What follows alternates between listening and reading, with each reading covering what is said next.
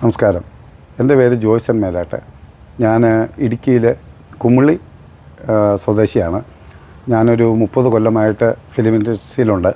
Assistant ഡയറക്ടറായിട്ട് തുടങ്ങി ഇപ്പം യൂട്യൂബിലൊക്കെ ഒരു 10-18 വർക്കുകളൊക്കെ ഒരു വർഷത്തിനകം ചെയ്യുകയും ഞാൻ അസിസ്റ്റൻ്റ് ഡയറക്ടറായിട്ട് ശശിശങ്കർ സാറിൻ്റെയും ഒക്കെ കൂടെ വർക്ക് ചെയ്യുകയൊക്കെ ചെയ്തിട്ടുണ്ട്. ബാലുഗിരി സാറിൻ്റെ കാലം തൊട്ട്. പിന്നെ അതിന് ശേഷം പോസ്റ്റ് പ്രൊഡക്ഷൻ്റെ ഡയറക്ടറായിട്ട് ചെമ്പരത്തി സീരിയലിൽ വർക്ക് ചെയ്തിരുന്നു.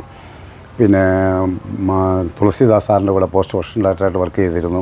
അങ്ങനെ കുറേ സിനിമകളൊക്കെ ഞാൻ ചെയ്തിട്ടുണ്ട്. ഇപ്പോൾ ഞാനിങ്ങനെ നിങ്ങളുടെ മുമ്പിൽ വരാൻ കാരണം എൻ്റെ ഈ 30 കൊല്ലത്തെ അനുഭവങ്ങൾ എനിക്ക് ഇന്ന് ഒത്തിരി പേർക്ക് പൈസ മുടക്കി ഫിലിം ഇൻസ്റ്റിറ്റ്യൂട്ടിൽ അങ്ങനെയൊന്നും പഠിക്കാൻ പറ്റാത്തൊരു സാഹചര്യമുണ്ട്. സിനിമയെക്കുറിച്ച് അറിയാത്ത വളരെ ടാലൻറ്റഡ് ആയിട്ടുള്ള 10-21 വയസ്സുള്ള കുട്ടികളുള്ള പയ്യന്മാരും പെൺകുട്ടികളുമൊക്കെ നല്ല രീതിയിൽ അവർ പ്രോഗ്രാം ചെയ്യുന്നുണ്ട്. അവർക്ക് പക്ഷേ ഇതേക്കുറിച്ചുള്ള ഈ യൂട്യൂബിൽ നോക്കിയാണ് ഇതൊക്കെ ഇവർ മനസ്സിലാക്കുന്നത്. പക്ഷേ എൻ്റെ ഒരു അനുഭവം വെച്ച് എനിക്കത് നിങ്ങളിലേക്ക് ഒരു പ്രൊഡക്ഷൻ ബോയ് തൊട്ടുള്ള ഒരു ഡയറക്ടർ തൊട്ട് അതിൻ്റെ ഡിസ്ട്രിബ്യൂഷൻ വരെയുള്ള യുഎഫ്ഒയുടെ കാര്യങ്ങൾ വരെ എനിക്കറിയാം എന്നുള്ള ഒരു ഇതുണ്ട്, ഒരു എളിയ അറിവുകളുണ്ട്. അത് നിങ്ങളിലേക്ക് ഷെയർ ചെയ്തത് നിങ്ങൾക്ക് ഏതെങ്കിലും രീതിയിൽ ഉപകാരപ്രദമാകും എന്നുള്ളൊരു വിശ്വാസം കൊണ്ടാണ് ഞാൻ നിങ്ങളുടെ മുമ്പിൽ ഇങ്ങനെ വന്ന് നിൽക്കുന്നത്. നിങ്ങളത് മാക്സിമം കാണുകയും ഷെയർ ചെയ്യുകയും ചെയ്ത് സഹകരിക്കുക. ഇപ്പോൾ എന്നെക്കുറിച്ചുള്ള ഇൻട്രൊഡക്ഷനൊന്നും കേൾക്കാനല്ല നിങ്ങൾ ഇരിക്കുന്നതെന്നറിയാം. അപ്പം എന്നാലും ഈ ഒരു എപ്പിസോഡിൽ ഞാൻ പറയാൻ ഉദ്ദേശിക്കുന്നതെന്ന് പറഞ്ഞു കഴിഞ്ഞാൽ എനിക്കെന്താണ് അതിനെക്കുറിച്ചുള്ളൊരു യോഗ്യത എന്ന് ചോദിച്ചാൽ, ഞാൻ 30 കൊല്ലം മുമ്പ് ഞാൻ ഫിലിം ഇൻസ്റ്റിറ്റ്യൂട്ടിൽ പഠിച്ചതാണ്.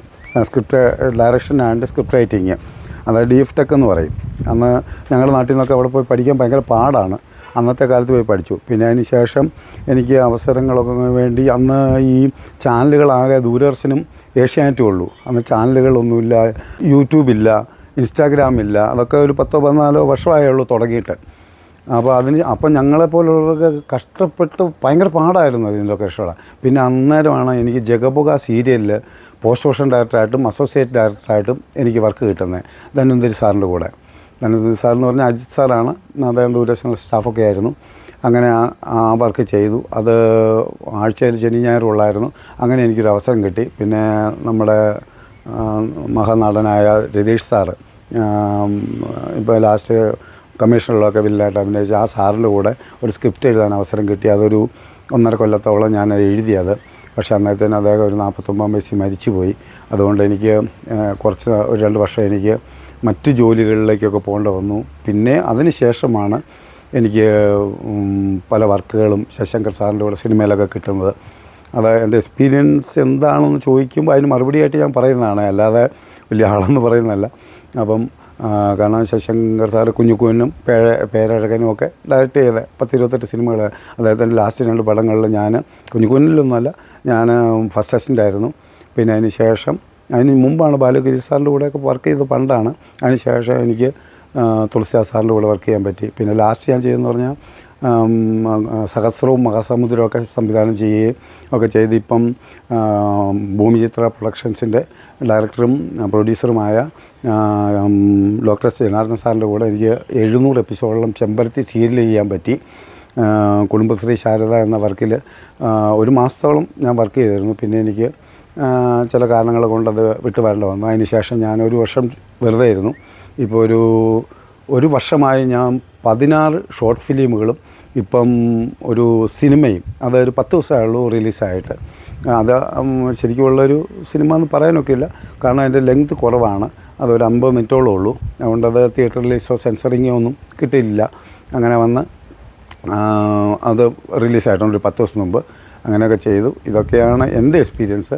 പക്ഷേ ഞാൻ സാധാരണ ഒരു ഡയറക്ടർ അവിടെ പ്രൊഡക്ഷനിൽ എന്ത് നടക്കുന്നു, നാട്ടിലെന്ത് നടക്കുന്നു എന്നൊന്നും അറിയില്ല. അവർ വന്നുവെച്ചാൽ ആർട്ട് പ്രോപ്പർട്ടി വേണമെന്നേ ആവശ്യപ്പെടാറുള്ളൂ. പക്ഷേ ഞാനിതെല്ലാം പോയി നേരിട്ട് കണ്ടിട്ടുണ്ട്. ഒരു പാത്രം കഴുകുന്നതിൻ്റെ ബുദ്ധിമുട്ടുകളും വേദനകളും എല്ലാം ഞാൻ കണ്ടിട്ടുണ്ട്. അപ്പോൾ അതുകൊണ്ട് എല്ലാ വിങ്ങിനെക്കുറിച്ചും എനിക്കത് നല്ല ഇതായിട്ട് അറിയാം. ഞാൻ സിനിമയിലും ശശിശങ്കർ സാറിൻ്റെ ലാസ്റ്റ് പടം റിലീസായില്ല. ആ പടത്തിൽ ഞാൻ ആണ് സ്റ്റുഡിയോയിലിരുന്നത്. അപ്പോൾ എനിക്ക് ഒരു സീരിയലും സിനിമയും തമ്മിലുള്ള ഒരു വ്യത്യാസം ഭീകരമാണത്. അതിൻ്റെ ഡബ്ബിങ് വേറെയാണ്, അതിൻ്റെ എഡിറ്റിങ് വേറെയാണ്. മറ്റേത് ഡാവിഞ്ചിയിലും അതിനേക്കാൾ വലിയ ഫെസിലിറ്റീസിലാണ് സിനിമകൾ ചെയ്യുന്നത്. ബിഗ് സ്ക്രീനിലാണത് ഡബ് ചെയ്യുന്നത് പോലും മറ്റേതൊരു ചെറിയ മോണിറ്ററിലാണ് ചെയ്യുന്നത്. അങ്ങനെയൊക്കെയുള്ള വ്യത്യാസങ്ങളുണ്ട്. അതിൻ്റെ കൊളീക്കൽ ലാംഗ്വേജ് കൂടുതൽ സിനിമയിലാണ്, മറ്റേ സീരിയലിൽ ഇച്ചിരി സാഹിത്യ ഭാഷയൊക്കെ കൂടും. അങ്ങനെയൊക്കെയുള്ള വ്യത്യാസം. ഇതൊക്കെ ഒരു ഇൻട്രൊഡക്ഷനാണ്. ഓരോന്ന് വേർതിരിച്ച് ഞാനത് നിങ്ങൾക്ക് പറഞ്ഞ് തന്നാൽ നിങ്ങൾ ഫിലിം ഇൻസ്റ്റിറ്റ്യൂട്ടിലൊക്കെ പോയി പഠിക്കാൻ പൈസ ഇല്ലാത്തവരുണ്ട്. ആഗ്രഹങ്ങൾ എന്തെങ്കിലുമൊക്കെ ആരെങ്കിലും പറഞ്ഞു തരാൻ മടിക്കുന്നവർ കാണും. യൂട്യൂബിൽ കയറിയാൽ പോലും നിങ്ങൾക്ക് ചിലപ്പോൾ പൈസ മുടക്കേണ്ടി വരും. അങ്ങനെയൊക്കെയുള്ള ഒരു ഇൻസ്റ്റിറ്റ്യൂട്ട് പഠിക്കണം. ഇന്നത്തെ കാലത്ത്, എൻ്റെ കാലത്ത് തന്നെ എനിക്ക് 60,000 രൂപയായി. ഇപ്പം നിങ്ങൾക്ക് ലക്ഷങ്ങൾ മുടക്കിയേ പഠിക്കാൻ പറ്റുള്ളൂ. പക്ഷേ പിന്നെ എനിക്കൊന്നും പറയാനുള്ള ഈ യുവതലമുറകൾ എല്ലാം പേടിപ്പിക്കുന്നതാണ്. ഇതൊന്നും വലിയ ഭീകരാവസ്ഥയൊന്നുമില്ല. നമുക്കൊരു മൊബൈലുണ്ടെങ്കിൽ ഇന്നൊരു ശരിക്കും ഒരു ഐഫോൺ ഉണ്ടെങ്കിൽ സിനിമ ചെയ്യാം. ഇതെല്ലാം ഇത് അങ്ങനെ ഇങ്ങനെയെന്നൊക്കെ പറഞ്ഞ് പേടിപ്പിക്കുന്നതാണ്. നിങ്ങൾക്ക് പരാജയങ്ങൾ വരുമ്പോൾ എങ്ങനെ തരണം ചെയ്യണം, എങ്ങനെ മുന്നോട്ട് പോകാം എന്നുള്ളത് എൻ്റെ അനുഭവങ്ങളിൽ നിന്ന് ഞാൻ പറഞ്ഞു തരാം. എല്ലാത്തിനും വേണ്ടത് ചങ്കൂറ്റമാണ്, തോൽക്കില്ല എന്നൊരു മനസ്സാണ്, അതിനേക്കാൾ ഉപരി പാഷനാണ്, കൃത്യനിഷ്ഠയാണ്. ദൈവത്തെ മറന്ന് ഒന്നും ചെയ്യാതിരിക്കുക, ഇത്രയാണ് ചെയ്യേണ്ടത്. നെഗറ്റീവ് ഒന്നും നോക്കണ്ട, പോസിറ്റീവ്. ഈ നിമിഷം മുതൽ എപ്പോഴും നിങ്ങൾക്ക് പോസിറ്റീവ് ചിന്തിക്കാം. അതാണ് എൻ്റെ എളിയ ഉദ്യമം. പിന്നെ അടുത്ത എപ്പിസോഡ് തൊട്ട് ഞാൻ ആദ്യം പറയാൻ പോകുന്നത് പോസ്റ്റ് പ്രൊഡക്ഷൻ ഡയറക്ടറെ കുറിച്ചാണ്. അയാൾ ചെയ്യേണ്ട ജോലികൾ അതൊക്കെ ആണ് പറയാൻ പോകുന്നത്. അത് സിനിമയും സീരിയലും തമ്മിൽ ഒത്തിരി വ്യത്യാസമുണ്ട്. അത് ഞാൻ പറഞ്ഞു കഴിഞ്ഞല്ലോ. ഇന്ന് നിങ്ങൾക്കുള്ളൊരു ഭാഗ്യം എന്ന് പറഞ്ഞു കഴിഞ്ഞാൽ, നിലവിൽ നമ്മളിപ്പോൾ ഈ ഷൂട്ട് ചെയ്ത് പോകുന്ന ഈ ക്യാമറ, അത് 3 മാസത്തിലൊരു ക്യാമറ അഡ്വാൻസ്ഡായിട്ട് എന്തെങ്കിലും ടെക്നോളജിയിൽ പുതിയതിറങ്ങിക്കൊണ്ടിരിക്കുകയാണ്. അതാണ് നമുക്ക് ഹോളിവുഡിലൊക്കെ ഉപയോഗിക്കുന്നത്. അത് ബോംബെയിലും അതേ സമയത്ത് വരുന്നുണ്ട്. ഈ ടെക്നീഷ്യന്മാരെന്ന് പറഞ്ഞു കഴിഞ്ഞാൽ ഈ ലോകത്തെല്ലാം ഇരിക്കുന്ന മെഷീനറീസ്, അതായത് സിസ്റ്റംസ് എല്ലാം ഒന്നാണ്, സ്റ്റുഡിയോകളും എല്ലാം ഫെസിലിറ്റീസ് ഏകദേശം ഒന്നാണ്. പക്ഷേ അതിന് മുമ്പിലിരിക്കുന്നവൻ്റെ തലച്ചോറാണ് വ്യത്യാസം. ആ ഇരിക്കുന്ന വ്യക്തി തമ്മിലുള്ള വ്യത്യാസമേ ഉള്ളൂ. അത് ഡോക്ടർ ജയലാൽ സാർ എനിക്ക് പറഞ്ഞു തന്ന സംഭവമാണ് കേട്ടോ. അത് അപ്പം നമ്മളുടെ കയ്യിൽ ബുദ്ധിയുണ്ട്.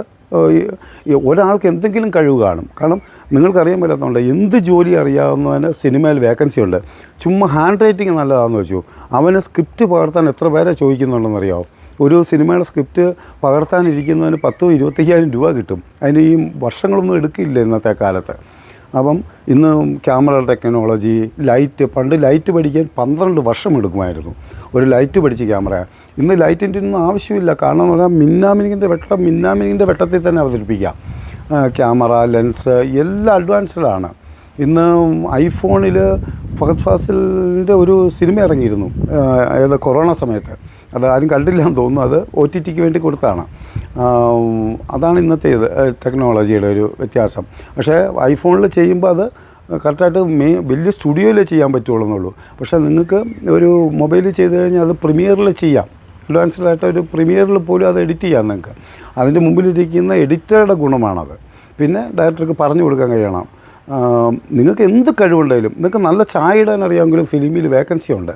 അപ്പം ഞാൻ അടുത്ത എപ്പിസോഡിൽ നിങ്ങൾക്ക് പറയാൻ പോകുന്നത് പോസ്റ്റ് പ്രൊഡക്ഷനെ കുറിച്ചുള്ള, അതൊരു എപ്പിസോഡിൽ തീരുമെന്നറിയില്ല. കാരണം എന്ന് പറയുന്നത് മ്യൂസിക്കുണ്ട്, അതുകൊണ്ട് ഇതുണ്ട്, എഫക്ട്സ് എല്ലാം ഓരോരുത്തരെ ചെയ്യും.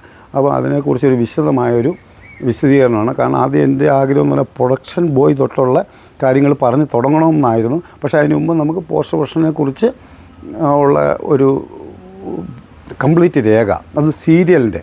കാരണം ഞാൻ 2-3 വർക്കുകൾ ഞാൻ കംപ്ലീറ്റ് പോസ്റ്റ് പ്രൊഡക്ഷൻ ചെയ്തതാണ്. ഒരെണ്ണം 700 എപ്പിസോഡും ഒന്ന് തുളസീദാസ് സാറിൻ്റെ കൂടെയാണ്. കാരണം ഇത് മിസ്റ്റർ ബ്രഹ്മാരിയൊക്കെ സംവിധാനം ചെയ്ത ഒത്തിരി പടങ്ങൾ ചെയ്ത തുളസീദാസ് സാറിൻ്റെ കൂടെയാണ്. ഒന്ന് ചെയ്തത് ഞാൻ GR കൃഷ്ണൻ എന്ന് പറഞ്ഞ ഒരു എൻ്റെ കൂട്ടുകാരൻ്റെ കൂടെയാണ്. ഒരു സീരിയൽ ഒരു 10 എപ്പിസോഡ്. പിന്നെ ചെയ്ത് 700 എപ്പിസോഡ് ഡോക്ടർ ജയലാൽ സാറിൻ്റെ കൂടെയാണ്. അപ്പോൾ അങ്ങനെയുള്ള, അതുകൊണ്ട് ഞാൻ പോസ്റ്റ് പ്രൊഡക്ഷനെ കുറിച്ച് ആദ്യം വിശദീകരിച്ച് പിന്നെ ഞാൻ പോകുന്ന നേരെ ഡയറക്ടറെ കുറിച്ചൊന്നുമല്ല, ഞാൻ പോകുന്നത് പ്രൊഡക്ഷൻ ബോയുടെ പ്രൊഡക്ഷൻ യൂണിറ്റ്, അതായത് നമുക്ക് ആഹാരം വെച്ച് വിളമ്പി തരുന്നവരുടെ ബുദ്ധിമുട്ടുകളും. ഞാനിതിനകത്തൊന്നും നെഗറ്റീവ് പറയാൻ ഉദ്ദേശിക്കുന്നില്ല. നെഗറ്റീവുകൾ ഇതിലില്ല. നെഗറ്റീവ് നമ്മുടെ മനസ്സാണ് തളർത്തിക്കളയുന്നത്. നമ്മളെ ആര് തളർത്തിയാലും നമ്മൾ വിചാരിച്ചാൽ രക്ഷപ്പെടാൻ പറ്റും. പിന്നെ മാത്രമല്ല, ഞാൻ അടുത്ത ഒരു സിനിമയുടെ സ്ക്രിപ്റ്റിൽ, ശരിക്കുമുള്ളൊരു വലിയൊരു സിനിമയുടെ സ്ക്രിപ്റ്റിലാണ് എനിക്ക് പ്രൊഡ്യൂസറൊക്കെ ആയി. അതിന് മുമ്പ് ഞാനിങ്ങനെ ഇതും കൂടെ ചെയ്തു പോകാമെന്ന് എൻ്റെ ഒരു സുഹൃത്ത് ഞാനും കൂടെ പ്ലാൻ ചെയ്യണം. അദ്ദേഹത്തിൻ്റെ അഭിപ്രായത്തിൽ ഇങ്ങനെ തുടങ്ങുന്നതാണ്. അങ്ങനെ എല്ലാവരും സഹകരിക്കുക. നിങ്ങൾക്ക് ഏതെങ്കിലും രീതിയിൽ ഉപകാരപ്പെടട്ടെ എന്ന് ഉള്ള വിശ്വാസത്തോടെ ഞാൻ അടുത്ത എപ്പിസോഡിൽ പോസ്റ്റ് പ്രൊഡക്ഷൻ എന്താണ് ഒരു സീരിയലിൻ്റെ എന്ന് ഞാൻ വിശദമായിട്ട് പറഞ്ഞു തരാം. ഓക്കെ.